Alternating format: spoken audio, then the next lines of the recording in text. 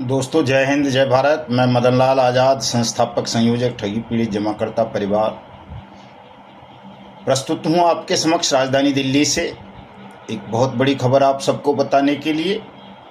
पूरा वीडियो ध्यान से सुन लेंगे साथियों, और जिन साथियों ने अभी तक हमारे YouTube चैनल को सब्सक्राइब नहीं किया है वो इसे सब्सक्राइब जरूर कर लेना, ताकि आपको घर बैठे अपडेट मिलती रहे, आप धोखाधड़ी का शिकार होने से बच सकें, और आपका यदि कोई पैसा किसी ठग कंपनी या ठग क्रेडिट कोऑपरेटिव सोसाइटी में डूबा है तो वो आपको वापस मिल सके। इसके लिए पूरा वीडियो ध्यान से सुनेंगे, हमारे YouTube चैनल को सब्सक्राइब कर लेंगे, मेरे इस वीडियो संदेश को ज़्यादा से ज़्यादा शेयर कर देंगे ताकि दूसरे नागरिक भी अवेयर हो सकें, लाइक और कमेंट भी कर देंगे। तो स्वागत है आप सबका युगांतर न्यूज़ पर। साथियों, आज महाराष्ट्र के सोलापुर से एक बहुत बड़ी खबर आई है। हैरत अंगेज खबर है। एक डिस्ट्रिक्ट जज को ठगों ने ठग लिया, स्वयं को बॉम्बे हाई कोर्ट का जज बताकर। 50,000 रुपये की ठगी हुई है। डिस्ट्रिक्ट जज साहब को एक मैसेज आया कि मैं हाई कोर्ट का जज हूं और मुझे 50,000 रुपये की ज़रूरत है, आप मुझे तुरंत 50,000 रुपये इस अकाउंट में ट्रांसफ़र कर दीजिए। ठगों ने बाकायदा हाई कोर्ट के जज साहब की डीपी लगाई अपने व्हाट्सएप पर, और भी जो कुछ उन्हें करना होता है वो किया, और जज साहब से 50,000 रुपये की ठगी कर ली। जज साहब को पता जब चला, जब दूसरा मैसेज आया और उन्होंने फिर रुपये की डिमांड की, तो उन्हें संदेह हुआ और उन्होंने हाई कोर्ट के रजिस्ट्रार साहब से संपर्क किया। तो हाई कोर्ट के रजिस्ट्रार साहब ने उन्हें बताया कि जज साहब ने आपको कोई ऐसा मैसेज नहीं भेजा है। तो साथियों, आप समझ सकते हो कि जो ऑफिसर्स या नेता या जज ही कई बार कह देते हैं कि आप लालच में आ गए होंगे, आप ठगी का शिकार क्यों बन गए, आपने प्राइवेट कंपनीज में, प्राइवेट क्रेडिट कोऑपरेटिव सोसाइटीज़ में इन पैसा क्यों इन्वेस्ट किया, आपकी गलती है, सरकार इसमें क्या करेगी, अधिकारी इसमें क्या करेंगे, कोर्ट इसमें क्या करेगा, आपने लालच किया था इसलिए आपका पैसा डूब गया। तो साथियों, जब एक डिस्ट्रिक्ट जज जो कभी सुप्रीम कोर्ट का चीफ जस्टिस तक बनता है, कई साल की उसकी प्रैक्टिस होती है, वकालत की भी, बहुत कुछ पढ़ा लिखा होता है, बहुत सारी चीज़ें जानता है, सिविल की भी और क्रिमिनल की भी, जब ठग उसे ठगी का शिकार बना सकते हैं तो साधारण मजदूर, किसान, दुकानदार, छोटा मोटा व्यापारी, कोई छोटा मोटा वकील, पत्रकार या कोई और प्रोफेशनल किस खेत की मूली हैं जो ठगों की ठगी से बच सकें। एक बड़ी घटना है ये देश के इतिहास में। हालांकि बहुत सारे और लोग भी ठगे गए हैं। इस तरह के साइबर क्राइम की घटनाएं प्रत्येक दिन 1,000 से ज़्यादा देश में हो रही हैं, और इन घटनाओं में कोई भी ऐसा तबका नहीं बचा है जो ठगी का शिकार ना हो रहा हो, चाहे वो रिटायर्ड IPS IAS ऑफिसर्स हों। ये तो प्रेजेंट जज हैं जिनके साथ ठगी हुई है, जिनका मैंने बताया अभी महाराष्ट्र का घटना आपको। ये तो वर्तमान में डिस्ट्रिक्ट जज हैं। तो आप समझ सकते हैं कि ठगों के हौसले कितने प्रबल होते हैं और ठग कितने शातिर होते हैं। इसलिए जो ऑफिसर्स, जो नेता या जज साहिबान भोली भाली ठगी की शिकार बनी 42 करोड़ जनता को लांछित करती है, उनके मनोबल को तोड़ती है, उनको सतर्क हो जाना चाहिए, सावधान रहना चाहिए, और ये शब्द अब दोबारा उनकी जुबान पर कभी नहीं आना चाहिए कि तुम लालच का शिकार बन गए थे इसलिए तुम्हारा पैसा डूब गया, इसलिए फंस गया। ये प्रत्येक उस व्यक्ति की नैतिक ड्यूटी है, कानूनी कर्तव्य है, जो भी शासन, प्रशासन और न्याय की कुर्सियों पर बैठा है, कि यदि किसी व्यक्ति के साथ कोई आपराधिक घटना घटी है या वो कहीं ठगी का शिकार बना है, तो उसकी बात को, उसकी समस्या को, उसकी पीड़ा को तुरंत सुनें, उसे दर्ज करें, और जो हमारी संसद ने, हमारी सरकार ने ठगी पीड़ितों को भुगतान की गारंटी का अधिकार दिया है। अनियमित जमा योजनाएं पाबंदी कानून 2019 उस पर तुरंत अमल करते हुए 180 दिन के अंदर अंदर ठगी हुई रकम का 2 से 3 गुना पैसा पीड़ित आवेदक को वापस करें। ये मेरी आपसे प्रार्थना भी है और चेतावनी भी है कि यदि आप ऐसा नहीं करेंगे, देश के भोले भाले निर्दोष ठगी पीड़ितों को न्याय नहीं करेंगे, तो निश्चित रूप से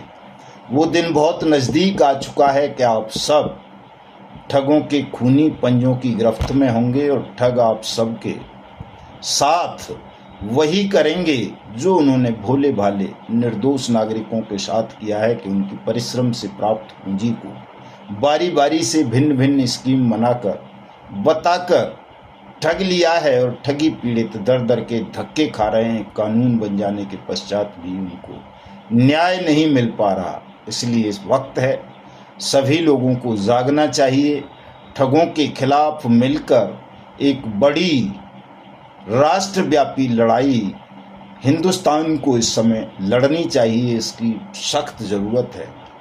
मैं सरकार को भी बताना चाहता हूँ, आप कितने भी एयरपोर्ट बना लें, कितनी भी सड़कें बना लें, कितने भी रेलवे ट्रैक बिछा लें, कितनी भी इंडस्ट्री लगा लें और दुनिया भर के तमाम अन्य उपाय कर लें, लेकिन भारत विकसित तभी बन सकेगा जब यहाँ कानून व्यवस्था मजबूत होगी, ठीक होगी। प्रत्येक वह व्यक्ति जो कानून की कुर्सी पर बैठा है वो कानून का ईमानदारी, समर्पण और सिद्धांत के साथ 101% अनुपालन करेगा। आज हिंदुस्तान में कानून की अनुपालना कानून की कुर्सी पर बैठे हुए लोग ही नहीं कर रहे हैं, जिस वजह से हिंदुस्तान के 42 करोड़ लोग खून के आंसू रो रहे हैं और उनका पैसा वापस नहीं हो रहा, भुगतान नहीं हो रहा। छोटी मोटी कार्रवाइयाँ अवश्य होती हैं। आज खबर आ रही है कि टोगो रिटेल मार्केटिंग के जो ठग हैं, राम आश्रय प्रजापति वगैरह, उनके यहाँ पुलिस ने छापेमारी शुरू कर दी है उनको गिरफ्तार करने के लिए। चूँकि मुकदमे तो टोगो के खिलाफ बहुत सारे दर्ज हैं, लेकिन दोस्तों बड़े ताज्जुब की बात है कि ये जो टोगो कंपनी है ये कोई छोटी मोटी कंपनी नहीं है, बहुत पुराने समय से काम कर रही है और इसका जो मालिक है पृथ्वीपाल सिंह सेठी, वो गोल्ड मेडलिस्ट डॉक्टर है। संभवतः उसे वर्ष 2018 में मुंबई पुलिस की क्राइम ब्रांच ने अरेस्ट किया था, छत्तीसगढ़ भी लाया गया था, लेकिन उसको बाद में बेल मिल गई और बेल मिलते ही उसने फिर फरार हो गया। नई कंपनियां बना ली बहुत सारी और वो अब तक बाहर है, खुली हवा में सांस ले रहा है। ये दुर्भाग्य का, दुख का विषय है कि एक ठग जिसने लाखों लोगों को, दर्जनों ठग कंपनी बनाकर ठगा, 1 लाख से ज़्यादा लोगों को ठगी का शिकार बनाया, वो उसकी काली करतूतों को जानते हुए भी सरकार ने उसको खुला छोड़ रखा है। वो नई नई कंपनी बना रहा है, एक अनंत निधि नाम से उसने अभी दोबारा से बना ली है, फिर से ठगी का धंधा कर रहा है। वो खुली हवा में सांस ले रहा है। तो ये कानून के नाम पर कलंक है, न्याय के नाम पर कलंक है। ऐसे ठग को तो चाहे वो गोल्ड मेडलिस्ट डॉक्टर हो, चाहे कोई राष्ट्रपति हो, जज हो, कोई वकील हो, कोई पत्रकार हो, कोई साइंटिस्ट हो, जो लाखों लोगों की ज़िंदगी दबा कर दे, उसको तो तुरंत पकड़कर सजाए मौत दे देनी चाहिए।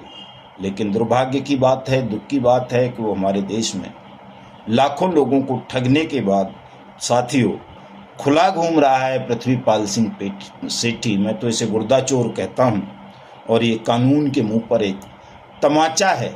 ईडी दिन और रात पता नहीं कहाँ कहाँ क्या क्या छापेमारी कर रहा है, लेकिन पृथ्वीपाल सिंह के ठिकानों पर, उसके सहयोगियों के ठिकानों पर अभी तक छापेमारी नहीं की गई, ना उसे अरेस्ट किया गया। इसी तरह से जो जीसीए मार्केटिंग वाला मामला है, उसका जो मालिक है कांग्रेस का विधायक, क्या नाम है उस चोर का, मैं नाम भूल जाता हूँ, जल्दी से याद नहीं रहता, प्रीतम सिंह, वो भी खुला घूम रहा है, आराम से ऐश कर रहा है। उसको भी अभी तक ईडी ने गिरफ्तार नहीं किया है, उसको गिरफ्तार किया जाना चाहिए, क्योंकि उसने भी लाखों लोगों की ज़िंदगी तबाह की है, उसने भी लाखों लोगों के साथ ठगी की है। उसके खिलाफ भी दर्जनों मुकदमे दर्ज हैं। साथियों, और भी हैं ऐसे बहुत सारे ठग हैं। सुब्रत राय सहारा की मौत कथित रूप से दिखा दी गई है कि वो मर गया है, लेकिन अभी सुप्रीम कोर्ट में किसी साथी ने एक आरटीआई डाल के पूछा था सरकार से कि वो मर गया है तो उसका प्रमाण दें, तो कोई भी प्रमाण सहकारिता मंत्रालय या गृह मंत्रालय दे नहीं सका है। इसलिए हम तो कहेंगे कि संदिग्ध है मामला, उसकी मौत नहीं हुई है, उसको सरकार ने षड्यंत्र के तहत हिंदुस्तान से भगा दिया है। चूँकि वो एनआरआई तो पहले ही था, 12 करोड़ लोगों के साथ ठगी की है। उसकी पत्नी इस वक्त हिंदुस्तान में है, स्वप्ना राय, उसको गिरफ्तार नहीं किया जा रहा, जबकि वो बराबर की भागीदार है उसके प्रत्येक अपराध में। ओपी श्रीवास्तव को गिरफ्तार नहीं किया जा रहा है, और बहुत सारे उसके सहयोगी हैं, तमाम फिल्मकार, क्रिकेटर्स, राजनेता और दूसरी तरह के लोग, वो भी सब खुली हवा में सांस ले रहे हैं, जो कानून के मुंह पर एक करारा तमाचा है। और ये संकेत करता है कि यदि कानून व्यवस्था इतनी ढीली ढाली रही तो ठग पूरे देश को तबाह कर देंगे, लूट लेंगे, ठग लेंगे, और लाख कोशिशों के पश्चात भी सरकार देश को न विश्व की तीसरी बड़ी अर्थव्यवस्था बना पाएगी, न इसे विकसित राष्ट्रों की श्रेणी में सम्मिलित करवा पाएगी। अगर देश को विश्व की बड़ी तीसरी अर्थव्यवस्था बनाना है, इसे विकसित राष्ट्रों की श्रेणी में सम्मिलित करवाना है, तो साथियों हमारे प्रत्येक शासक को, प्रशासक को कानून की अनुपालना सुनिश्चित करनी होगी। और ख़ास तौर से ये जो कानून है, जो पार्लियामेंट ने बहुत दिनों के बाद सर्वसम्मति से बनाया, अनियमित जमा योजनाएं पाबंदी कानून 2019, the banning of unregulated deposit schemes act 2019, जिसे शॉर्ट में बाट्स एक्ट भी कहते हैं, जो देश के प्रत्येक ठगी पीड़ित को भुगतान की गारंटी देता है। इस कानून की जो अवहेलना शासन प्रशासन द्वारा की जा रही है, वो बहुत दुखद है, भयावह है।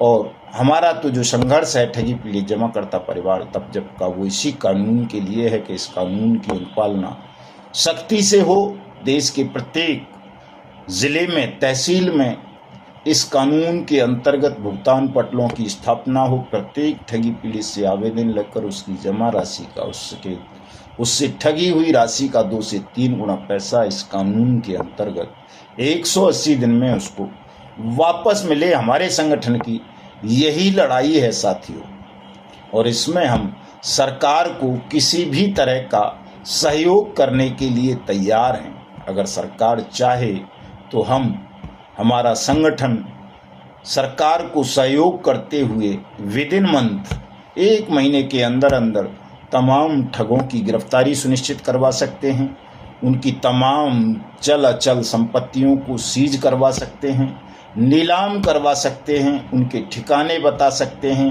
उनकी प्रॉपर्टीज़ कहाँ कहाँ हैं, नामी बेनामी, उनको बता सकते हैं।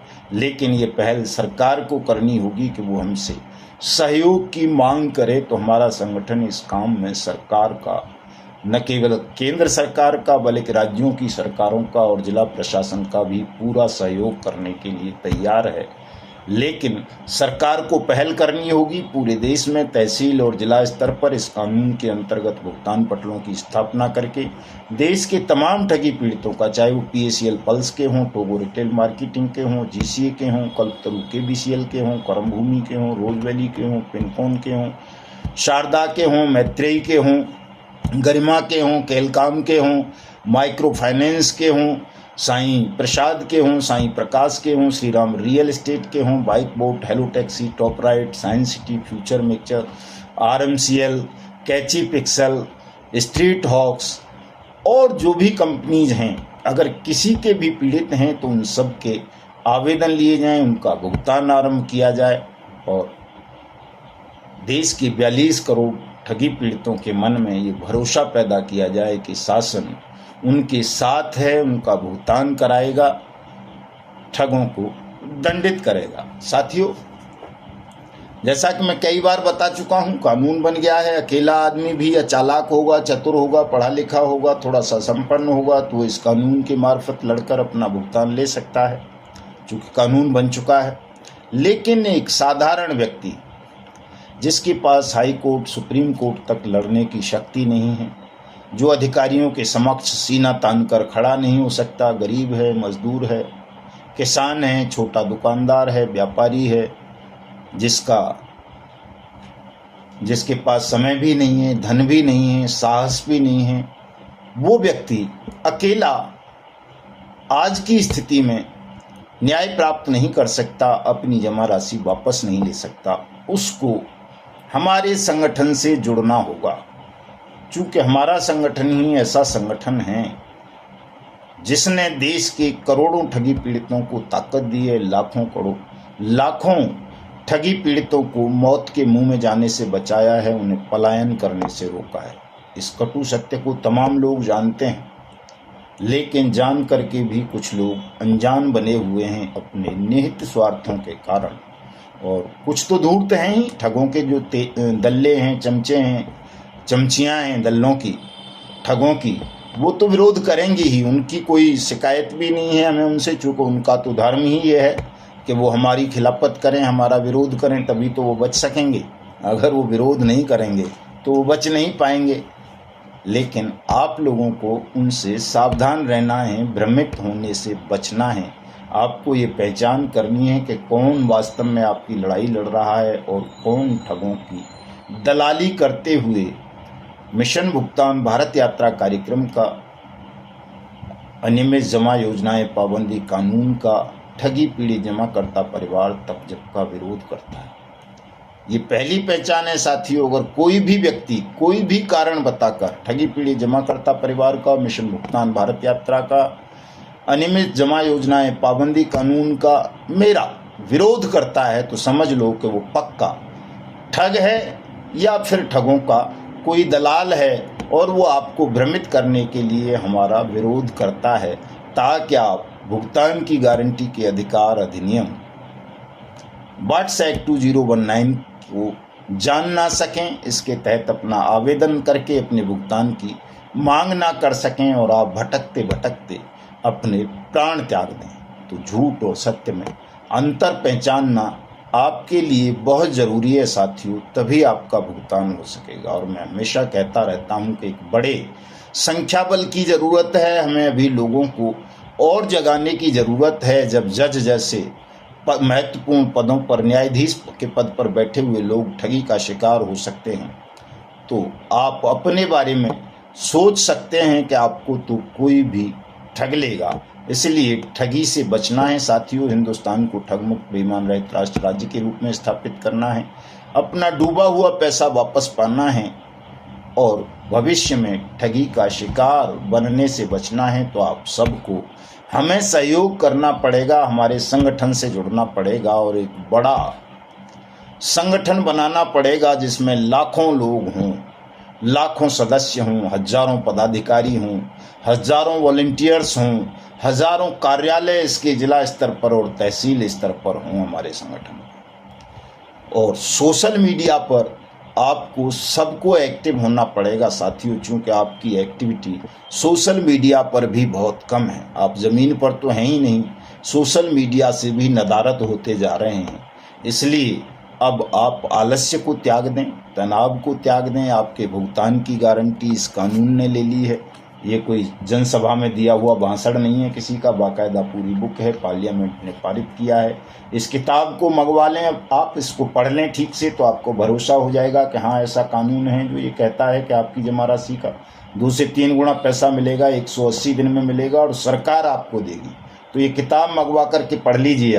आपके यहाँ नहीं मिलती है तो मुझसे मंगवा लें, मैं भेज दूंगा। तमाम साथी इस काम को ज़रूर कीजिए और सोशल मीडिया पर अपने अकाउंट्स बनाइए, चाहे वो फेसबुक हो, व्हाट्सएप हो, एक्स हो, ट्विटर जिसको कह देते हैं, या इंस्टाग्राम हो, टेलीग्राम हो, या और जो कुछ भी है, सब पर एक्टिव रहें। हमारी वेबसाइट है तपजप.in के नाम से, उस पर भी विजिट किया करें। वहाँ भी बहुत सारी चीज़ें आपको अवेयरनेस के विषय में गाइडलाइंस आपको मिल जाएंगी कि आप कैसे अपना पैसा वापस प्राप्त कर सकते हैं। मेरी फेसबुक आईडी है मदन लाल आज़ाद, उससे जुड़ सकते हैं। हमारे व्हाट्सएप ग्रुप हैं तमाम, उनसे जुड़ सकते हैं। हमारे पदाधिकारी हैं, उनसे जुड़िए, उनसे संपर्क कीजिए, ताकि आप एक बड़ा विशाल मजबूत संगठन बना सकें और सरकार को, शासन को, प्रशासन को झुका सकें कि अगर उन्होंने इस कानून की अनुपालना नहीं की, आपका भुगतान नहीं किया, एजेंट और निवेशक के बीच की लड़ाई को ख़त्म नहीं किया, तो कल